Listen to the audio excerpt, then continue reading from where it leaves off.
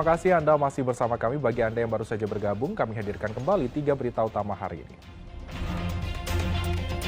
Diduga korupsi bantuan operasional dan dana reses, tim penyidik Kejaksaan Negeri Garut menggeledah kantor DPRD Garut.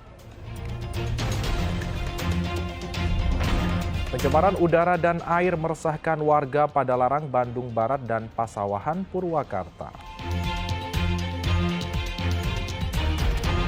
Kinerja memburuk, pelatih kepala Persib Robert Rene Albert mengundurkan diri.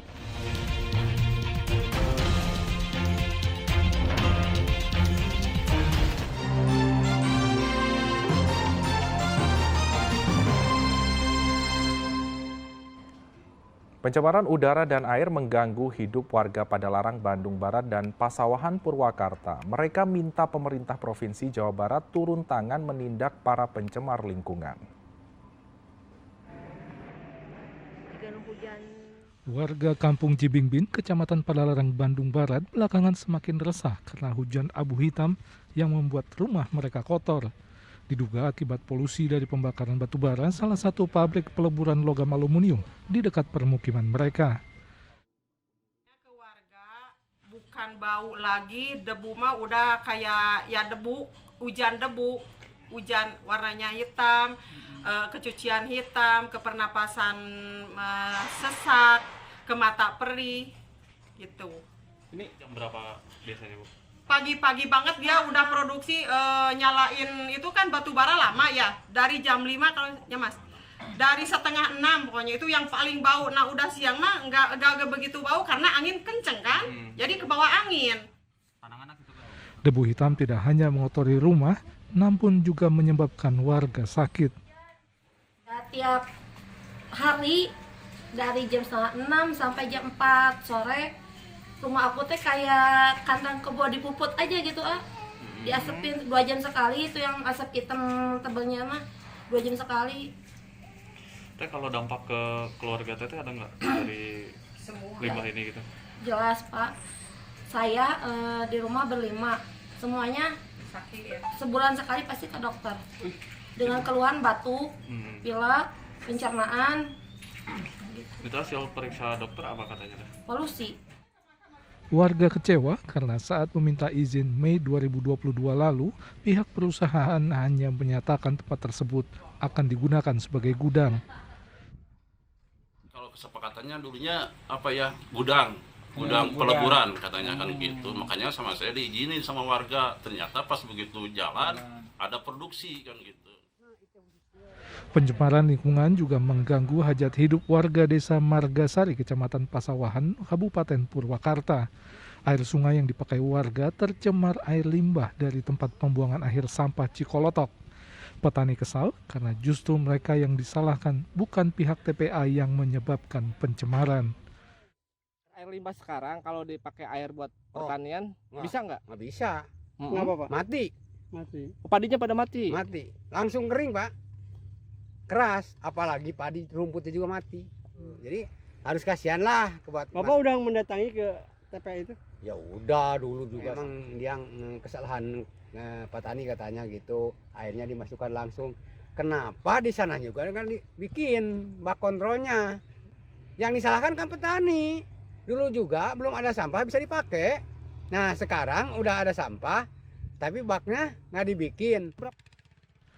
Perjuangan warga kian sulit karena pemerintah dan DPRD Kabupaten Purwakarta tidak pernah menanggapi pengaduan mereka. Udah lapor ke pihak DPRD, cuma belum ada tindakan. Kalau ke pemerintah sendiri? Pemerintahan desa Langsung ke pusat? Udah nggak ada Nggak ada respon. Padahal pencemaran air sungai dan irigasi selain merusak tanaman padi juga membuat ikan di sungai mati. Air pun tidak lagi bisa dipakai untuk berbagai kebutuhan warga seperti dulu. Muhammad Abbas dan Zainal Arifin melaporkan dari Bandung Barat dan Purwakarta.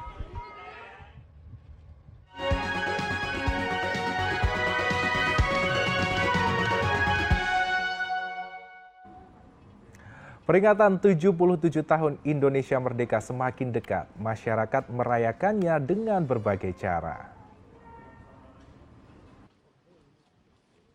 50 orang mantan anggota Gerakan Negara Islam Indonesia (NII) mengucapkan sumpah setia kembali ke Negara Kesatuan Republik Indonesia di halaman Koramil Cilengkerang, Kabupaten Bandung. Deklarasi ditandai dengan pembacaan naskah teks Pancasila di hadapan Pangdam 3 Siliwangi. Dan setelah mengucapkan sumpah setia, mereka menyanyikan kembali lagu Kebangsaan Indonesia Raya. Salah satu mantan anggota NII yang masuk ke gerakan ini sejak tahun 1994 lalu dan sempat menjadi camat NII menyatakan ia sadar setelah menemukan sejumlah penyimpangan dalam akidah dan ibadah dalam gerakan tersebut. Saya kembali ke NKRI berdasarkan hati nurani karena setelah beberapa tahun mengikuti perjalanan NII ternyata banyak penyimpangan dan kebohongan-kebohongan. Salah satu penyimpangannya bisa? Itu pertama dari akidah ya, dari sholat 5 waktu, dari puasa, itu banyak yang menyimpang dari yang sebetulnya. Di bulan peringatan kemerdekaan, situs cagar budaya Rumah Adat Kuno Citalang di Kampung Karangsari, Desa Citalang, Kabupaten Purwakarta kondisinya memprihatinkan. Rumah ini dibangun antara tahun 1900 hingga 1905 oleh Raden Mas Sumadireja, anak Bupati Brebes yang memimpin pasukan untuk mengusir Belanda di Batavia. Namun karena kalah jumlah pasukan, mereka akhirnya mundur ke wilayah Karawang dan Purwakarta, lalu menetap di tempat ini. Sejak ditetapkan sebagai cagar budaya oleh Pemkab Purwakarta tahun 2020 lalu, dari sebelumnya dikelola oleh Balai Pelestarian Cagar Budaya Banten, belum ada bantuan pemeliharaan dari Pemkab Purwakarta. Penunjukan juru pelihara, kemudian ada dana bantuan untuk pemeliharaan, perawatan, itu belum ada sampai saat ini, gitu kan. Jadi sementara ini untuk upaya pemeliharaan ya kita diurus dan dirawat oleh keluarga ahli waris saja. Sambut peringatan 77 tahun Indonesia Merdeka, anak muda Kampung Babakan Icak, Desa Bojong Kembang, Kecamatan Cikembar, Kabupaten Sukabumi punya cara unik. Mereka memasang bendera merah putih sepanjang 77 meter dengan lebar 1,5 meter. Bendera ini dibentangkan mulai dari gapura masuk ke jalan desa. Warga pun dibuat takjub dan kerap dijadikan tempat berfoto. Momen 17 saya coba bikin bendera terpanjang, modal udunan, alhamdulillah terbentuk. Dijahit juga pakai mesin portable, beli alat dari uang udunan kolektif ke kampung lah sama warga. Alhamdulillah ide saya diterima di warga dan penuh dukungan dari warga. Semangat warga Kampung Cilingga dan Cibahong, Desa Sukamenak, Kecamatan Sukarame, Kabupaten Tasikmalaya ini pantas ditiru. Meski kecewa dengan kondisi jalan yang rusak, berlubang, dan tidak beraspal, serta belum diperbaiki selama bertahun-tahun, mereka tetap semangat memeriahkan peringatan 77 tahun Indonesia Merdeka. Jalan sepanjang sekitar 500 meter dihias cantik menggunakan bendera merah putih, umbul-umbul dan kain merah putih panjang di kiri kanan, bahkan sebagian ruas jalan beratapkan kain merah putih. Seluruhnya dilakukan secara swadaya dan kebetulan warga desa ini memang sebagian besar adalah perajin bordir. Tim Liputan melaporkan.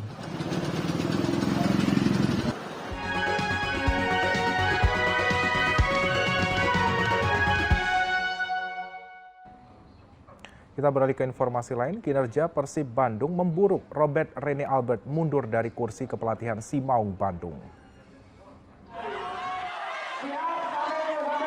Setelah desakan ribuan supporter Persib Bandung di Geraha Persib Bandung Rabu lalu, pelatih kepala Persib Robert Rene Albert akhirnya mengundurkan diri. Pengunduran diri Robert disampaikan Komisaris PT Persib Bandung Bermartabat Umuh Mukhtar. Jadi Rene Albert sudah mengundurkan diri dan sudah tidak di Persib lagi. Jadi untuk besok ya lawan Semarang, jadi di backup dulu sama asisten pelatih, ya biar jelas ya. Nah, Robert besok sudah tidak ada di lapangan. Para bobotoh menuntut Robert Rene Albert diganti karena buruknya hasil 2 pertandingan terakhir Persib, yaitu kalah dari Madura United dengan skor 1-3 dan kalah dari Borneo FC 1-4. Tuntutan kami ini jelas. 1, Rene out. Yang kedua, isi tiket. Ini bentuk harapan dan keinginan kami supaya Persib ini lebih baik lagi dan tetap punya target juara. Tidak hanya Bobotoh, Gubernur Jawa Barat pun sempat melontarkan kegundahannya akan performa Persib di Liga 1 yang mengecewakan. Jadi tolong dievaluasi khususnya ke pelatih, ada apa dengan Persib yang pemain-pemainnya dianggap kualitasnya track recordnya bagus-bagus dan pada satu jadi tim tidak memperlihatkan. Kalau saya nonton langsung di Gelora di GBLA, pemainnya kurang disiplin. Jadi kejar bola itu kayak secukupnya. Kedua, polanya nggak kebaca.